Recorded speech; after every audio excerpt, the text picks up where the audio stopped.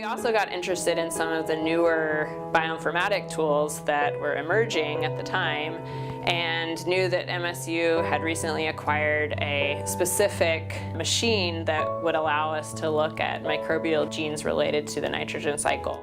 We're taking the above-ground plant measurements using the multi-spec devices that the Kramer Lab here at MSU has developed. So that takes a variety of measurements on leaf function in the field under real-world settings.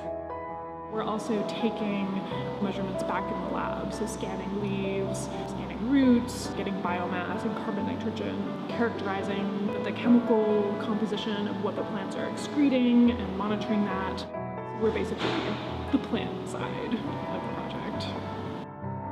I'm collecting little mini soil cores that I'm measuring nitrogen fixation on. So these little cores are intact, and so they maintain the structure of the soil and kind of maintain these little sites where the microbes will live in. And I'm going to take those back to the lab and I'm going to run an isotope method on them. Basically puts a tag on nitrogen molecules that the microbes then take up, and that tag ends up in the soil. And so we can measure how much tag is in the soil over a given time frame, and that tells us how much nitrogen has been fixed.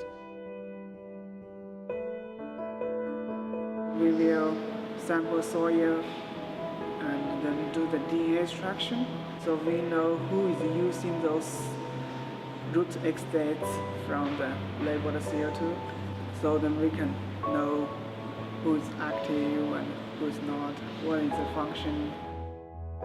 People just provide some of those DNA, so then we can run the chip.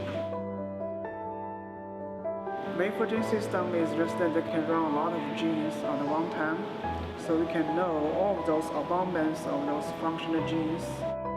Just build a chamber and then pump labeled CO2 in the chamber.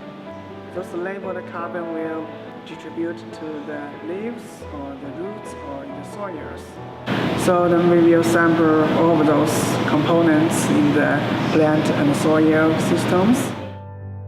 We're really taking a systems level look at these bioenergy fields in a way that, that hasn't really been done before in any system.